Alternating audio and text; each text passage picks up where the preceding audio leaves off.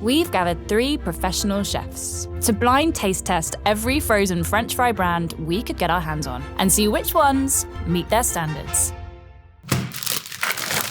All Ida golden fries. These ones look a little thicker than what you typically see in a fast food joint. It's not that yellowish tint that you usually have with frozen French fries. They're a little bit softer, not super crispy. So what I'm looking for in a French fry is a crisp outside. A crisp outside helps balance a nice pillowy potato inside. I want a French fry to have a rigid structure. Meaning that it won't droop when you pick it up. I'm looking for fries that have a golden color. It shows that the fries have been caramelized and cooked at the proper temperature. And at the end of the day, it's got to have real potato flavor. You taste potato, but honestly, almost too much so. But it is seasoned well. There's no crispiness to this, and unfortunately, there's no caramelization in the flavor. They are a little bendy. Ideally, you want like a little bit of a snap. It just kind of mushes in there. No steam, which means that the interior is probably a little bit too wet. Maybe the crust wasn't set as well as it could have been when these fries were manufactured. They're actually a little bit dry because of that. All you're getting is that dry potato inside it and none of that crispy coating. Is this a McCain's? McCain's? I think this is an Ore-Ida standard. Ore-Ida. Classic golden potato fry. These things are as old as I am. Ore-Ida is a combination of Oregon and Idaho. It says here there's a annatto in these. You would think that they would be a little bit more yellow because of the annatto, so that means that these really weren't cooked at a very hot temperature. These are made with grade A potatoes, right? Grade A is the best. It means that it has the least blemishes and bruises. It means it's consistent in size. Overall, I think I'm pretty happy with these fries, and I think it really sets the tone for all of the other fries to come. Trader Joe's Handsome Cut potato fries. These are a bit more anemic looking. But we do see skin that will add to both the flavor as well as some of the nutrients in the potatoes. It has good potato flavor, it has good seasoning, but I would say it's pretty soft. To me, I'm getting more of like a hash brown vibe. It bends before it breaks. There's no sound, there's no crunch to it. I personally like the Ore-Ida ones better because I thought the crust was a little thicker, it was a more caramelized, it was more golden. It tastes like a rustic potato, and that probably has a lot to do with the skin being left on. In the bites of the skin, you almost get that juicy, slightly acidic nature of a potato skin, which I think complements the saltier inside. Potato skins actually have a ton of nutrition. They have a ton of vitamins and minerals and fiber, and so there is a nutritional benefit to keeping the skins on your potato fry. Maybe it's sort of like a more natural brand, like Alexia. Trader Joe's Handsome Cut potato fries. I guess they're cut by hand by a very good-looking person. There's a little bit of an irony with it, as these are not evenly cut in any way. I think if they had a little bit more color, that would go a long way. McCain quick cook straight cut French fried potatoes. This is a proper French fry, right? They're straight, they're a nice thickness. It's got a proper golden yellowish tint to it. More structure and rigidity than the last two. This is better for me. It's potato flavor through and through. Finally, there was a little bit of that crunch. Considering that they're not super crispy, that actually has really great structure. It's a good crust, it's a good potato flavor. They're maybe not quite as salty as I would like. I think so far, these are my favorite straight cut fries. I'm probably going to say McCain. Is this McCain's? McCain Classic Cut. Hey, I was right. McCain's quick cook straight cut French fry. Very interesting. So these are made in half the time, and it says you don't have to flip them. And if that is the case, they are even in color on all sides, so it is pretty impressive that they're able to do that. Normally, you would flip the French fry in the oven because you want even cooking. Fries are usually par cooked, typically in a 2-fry process. There's the first fry, which sort of cooks it through, and then the second fry to crisp it up. Quick cook fries are par cooked even further along, so there's less for you to do at home. If you can have better fries in half the time, like why wouldn't you do that? 365 by Whole Foods Market steak cut fries. They're very, very yellow. Not really a caramelized color, though. That's pretty characteristic of a steak fry. They are so thick and they have more moisture because there's more potato in there. I think I need some water with that. It's more of a baked potato flavor in the sense that it's just dry potato. More than a bit. It actually choke a donkey. These are definitely under seasoned. I actually wonder if these are low sodium fries.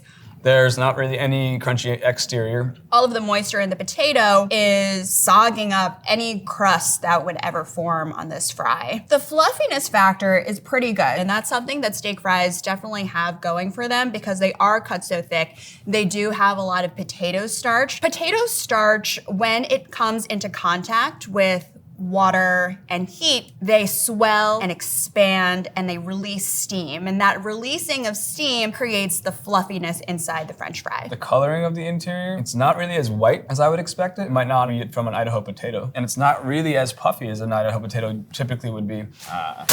Oh man. Whole Foods organic steak cut fries. No salt added. I would really love it if Whole Foods made things that were healthy and delicious at the same time. It doesn't say what kind of potato. It is possible that these are actually a more waxy potato, which would contribute to some of the color and the flavor that we were tasting. These fries are organic. I can't honestly say organic or not organic really has any bearing on the flavor at all. It can connote put more care into our ingredients and into our preparation, but that's not always the case. Red Robin seasoned steak fries. Structure, we're very much there. Wow, well, I couldn't have had these before. They're big, they have a lot of potato mass, they have a lot of moisture. But in contrast to the other steak fries that we had, still does have that crust. Not to the touch, but they actually crunch in your mouth and a lot fluffier. I'm not so sure that it's natural to the potato. I think there is some sort of boosting starch in there. Pepper, paprika, maybe a touch of cayenne, maybe a touch of chili powder. Your tongue and your brain and your mouth and your palate are going in a lot of different directions. You can kind of be fooled into thinking that it's more golden than it really is. I do think that there is some nice caramelization on this fry. The interior is perfectly cooked, pillowy, soft. And you can snap it open like this, no floppiness. I wonder if this comes from a restaurant, that this is their signature seasoning. Sonic, Red Robin, but I'm not sure. I'm gonna say these are Red Robin steak fries. Ooh, Red Robin. I'm really proud of myself. Well, a place like Red Robin is going to get all of the French fries shipped to them frozen from corporate. Being frozen actually is a good thing for the French fry. The freezing process will also maintain that French fry, so if you did everything at the peak of that potato's life, then it will stay at that peak life up until you fry it. Overall, I really like these fries. I think the flavor is very particular, so you kind of have to be in the mood for this certain fry. McCain 5-minute fries. Shoestring cut potatoes. They're thin cut. Some of these fries look to be a little wrinkled. I'm not getting a ton of potato flavor just because they're so thin. There's something kind of missing for me. No added flavor from that caramelization. I would rate the crispiness of these very inconsistent. The thinner you cut a French fry, the crispier it becomes. I don't know what happened here. It's definitely drooping. I think these might be Ore-Ida shoestring or Ore-Ida fast food fries.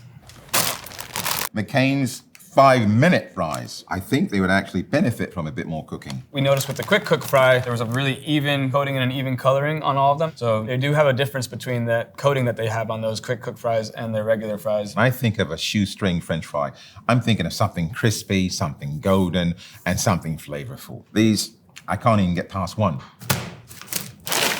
Lamb Weston grown in Idaho. Super crispy shoestring fries. This looks a lot better. Skin on potatoes once again. We can see that there's a texture on them, almost as if there was some sort of batter. It takes a bit for me to break that, and I actually trained this morning, so. They have a nicer color, but I'm not really convinced that it's from the frying. I think it might be from this batter on the outside. Very tasty French fry. Skin on potato just has so much more flavor. In a word, crispy.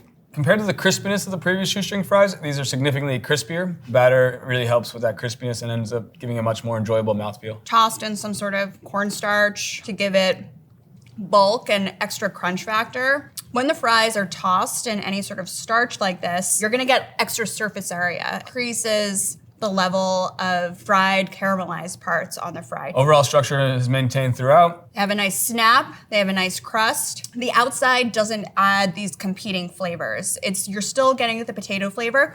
Lamb Weston. Lamb Weston, grown in Idaho. Super crispy shoestring fries. We use lamb Weston for our preferred fries at the restaurant, so it's a great fry to start with. Made with 100% real Idaho potatoes. You could say the best potatoes for French fries are Idaho or russet potatoes, and that's because it's high starch. When the starch comes in contact with water and heat, it's going to expand and soften and create that soft, fluffy interior. Russet potatoes are also low moisture, and you want that because moisture is the enemy of crispness. And then last, russet potatoes are low sugar. When sugar is cooked, it can over caramelize and you can get some sort of bitter, acrid flavors. So you want a potato that is low in sugar so you don't get that over caramelization. Idaho has a sort of a unique soil. It has a lot of volcanic ash in their soil, which really helps for the flavoring of potatoes. It's a much more savory potato. It's a much drier potato.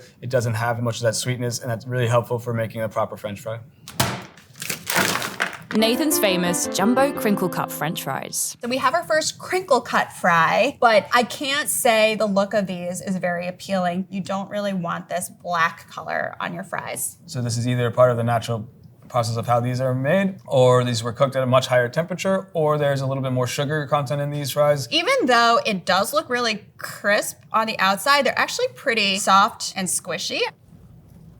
That's offensive. It's hard to call them tasty. Doesn't have a lot of flavor to it. So the whole point of a crinkle cut fry is that you get more surface area for that golden caramelization. But that's not the case when the crust is not crispy. Look, that's like an accordion. A fry like this, because it's so thick and thick cut, the potato itself is going to maintain a lot of the structure. I'm seeing a lot of caramelization, a lot of color. I mean, a little bit of too much color in some instances. Really more about an inconsistency between the potatoes in the batch and also with the ridges getting cooked before the actual interior of the potato. I think the problem is that there is so much moisture in this potato, you're not getting that fluffiness. It's very dense. I'm going to go with Nathan's crinkle cut fries. Oh my gosh, Nathan's. Nathan's. A crinkle fry should have excellent caramelization. It should be extra crisp because of that extra texture. And unfortunately, these Nathan's fries are just not delivering on those. Pretty straightforward, potatoes, vegetable oil. There's a little bit of sugar in there at some point. It actually says 0 grams trans fat. And trans fats are very, very unhealthy fats for you. They lower your good cholesterol and they raise your bad cholesterol. A lot of fries will market that they have 0 trans fats,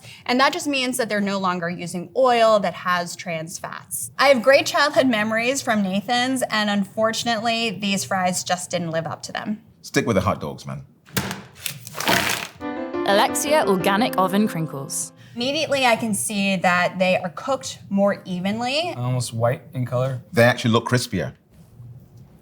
Tasty, but it doesn't quite hit with the potato flavor. It's got a flavor, but I can't tell you what it is. On the outside, they feel crispy, but then you can almost just mash it in your fingers like that. The crinkles do add extra surface area, which I definitely appreciate. The golden color is a bit inconsistent. Opaque looking in spots, caramelized in other spots. But not enough to make up for any flavor aspects of it. It's fluffier than the Nathan's ones for sure. A pillowy softness, a little sweetness in there, a touch of salt, so these aren't completely unseasoned, but not much, if any. I'm gonna say Alexia. One of these has gotta be Alexia, so.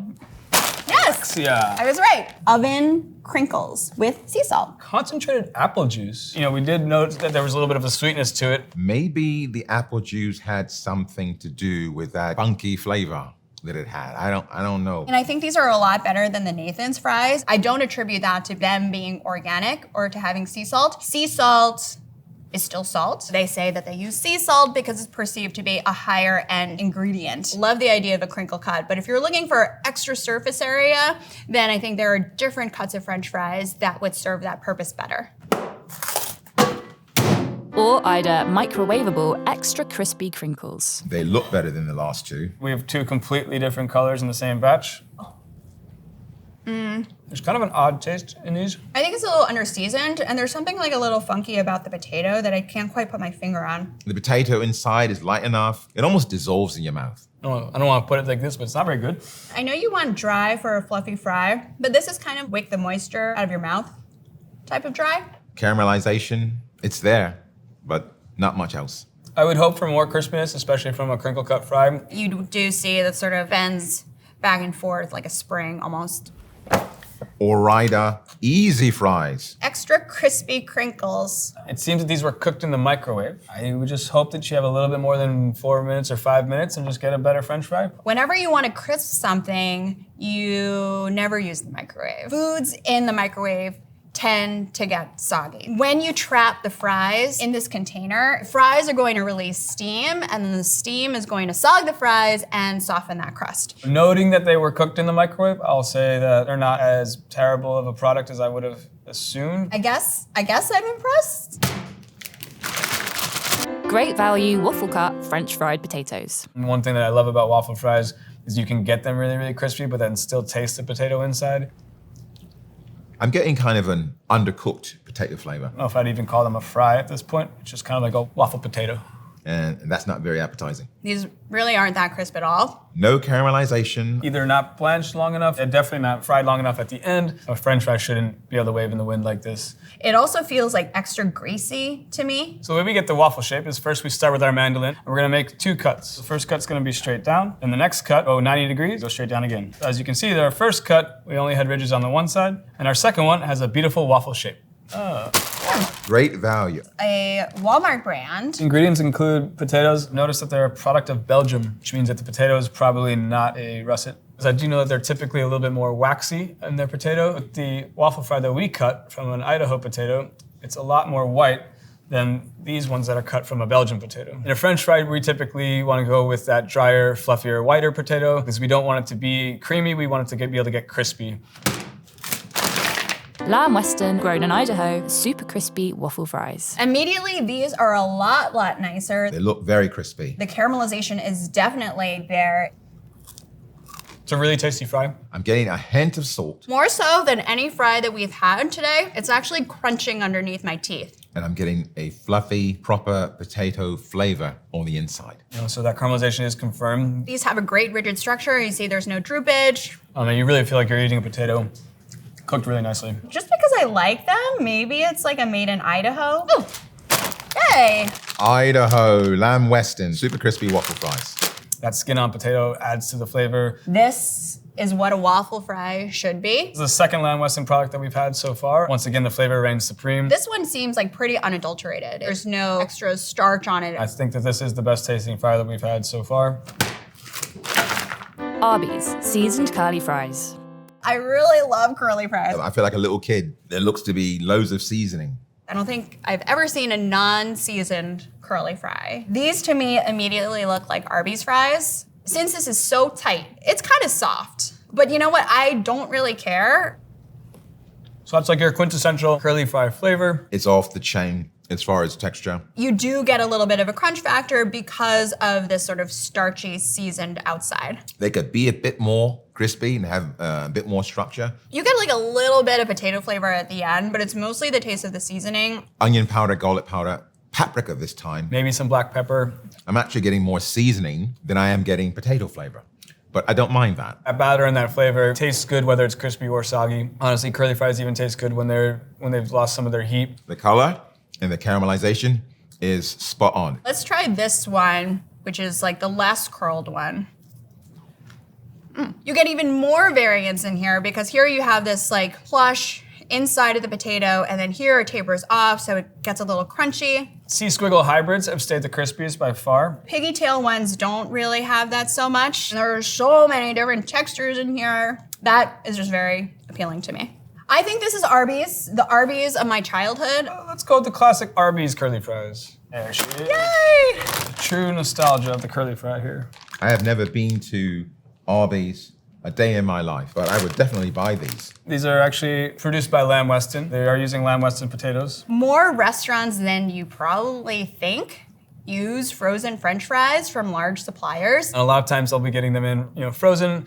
They'll typically deep fry them in a canola oil or a neutral oil. And especially for a curly fry like this with the seasoned batter, the less additional flavoring, the better. You want the batter that they put on there to be the one that sings the most. I loved Arby's French fries when I was a kid, and I still love them now. Checkers Rally's famous seasoned fries. I can see every granule of spice and seasoning on these. So clearly there's some sort of coating on them. The batter has found a good caramelization point and crispy point.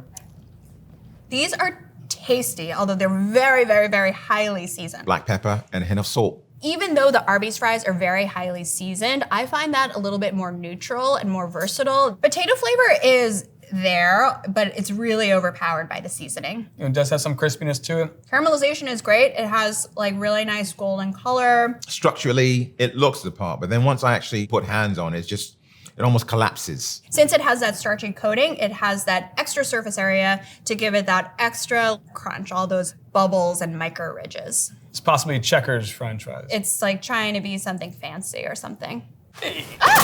Checkers Rally's famous seasoned fries. Okay, so it's not a super fancy brand. Listen, the black pepper and the salt, they work with the French fries. Maybe you should just call them black pepper and salt. I'm a fan of seasoned fries, but I think these are just like a little bit too much for me.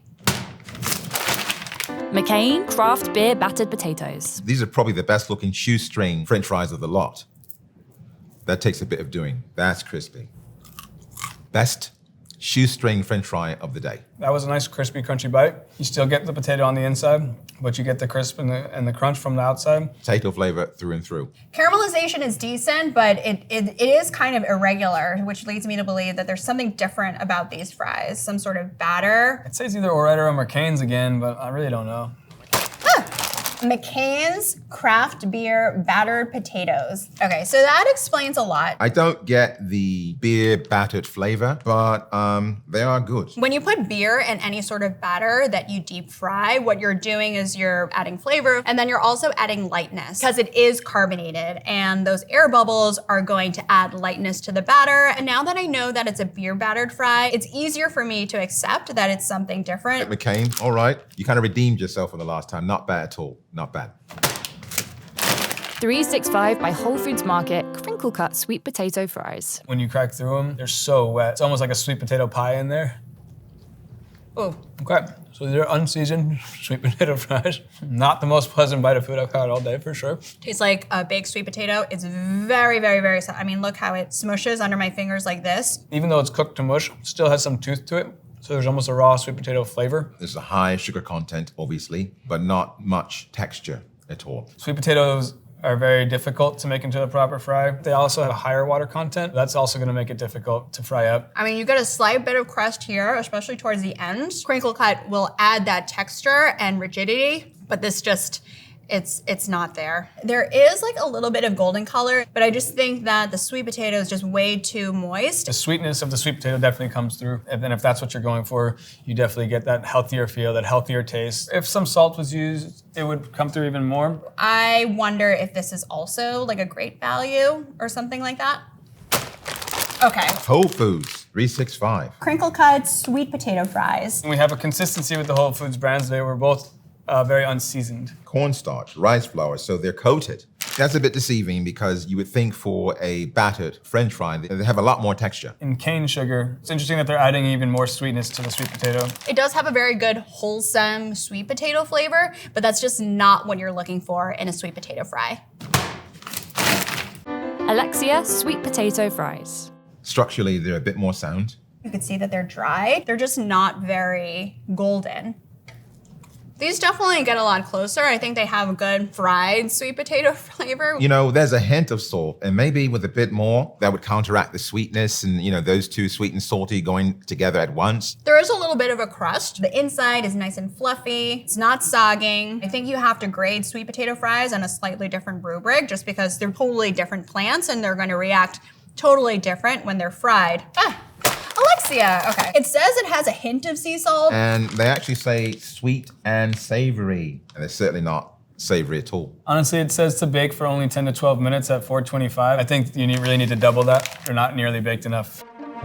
Let's see which products our chefs like the most and the least. The winners of today for me were the two fries made by Grown in Idaho. A really good showcase for everything that Idaho has to offer. I think both of the Lamb Weston products really stood out from a flavor standpoint. Crunchy exterior, so really quality potato there as well. For me, Red Robin was number one, my absolute favorite. They were flavorful. They were a good size, good cut. The seasoning was spot on. My other favorite were the Arby's curly fries. They were very potatoey, they were highly seasoned. Every flavor just stood out. It's what a seasoned French fry should be. I really didn't care for the 365 steak cut fry. There was no seasoning on it, really light in color, no texture. The Nathans, they were really disappointing. No crisp, no texture, no flavor. I really didn't care for either of the sweet potato fries. I thought that they were under-seasoned and definitely didn't hold up to the cooking. At the end of the day, French fries at home are sort of tricky. There's tons of great options out there. You just gotta find your favorites and stick to them.